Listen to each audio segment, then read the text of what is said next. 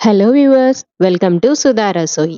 ఇవాళ కూడా జలుబు, దగ్గు, జ్వరం, గొంతు ఇన్ఫెక్షన్స్కి సంబంధించిన చిన్న కషాయం వీడియో. ఇది డైజెస్టివ్ సిస్టమ్ని మెరుగుపరిచి ఇమ్యూనిటీ బూస్టర్గా పనిచేస్తుంది. తులసి, ఎక్కువగా పచ్చ తులసి అయినా కృష్ణ తులసి అయినా ప్రతి ఇంట్లో ఆల్మోస్ట్ తులసి మొక్క ఉంటుందిగా. మరి ఓ 5 నుంచి 6 ఆకులు తీసుకోండి. అలాగే మీరు చూస్తున్న ఈ చెట్టు పసుపు చెట్టు.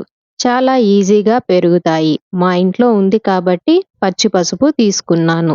మీ దగ్గర లేకుంటే పచ్చి పసుపుకి బదులుగా పసుపు పొడిని వేసుకోవచ్చు.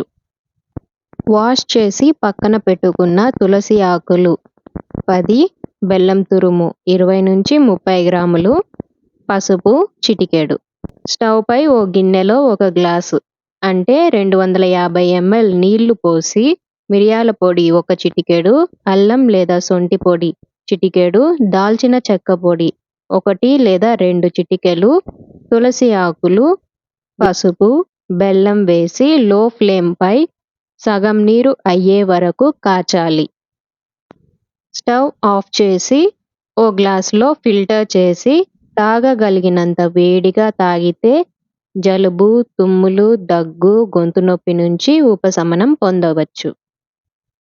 చూసారా, మన కిచెన్లోనే మన ఆరోగ్యం. మీరు ట్రై చేయండి. Thank you for watching.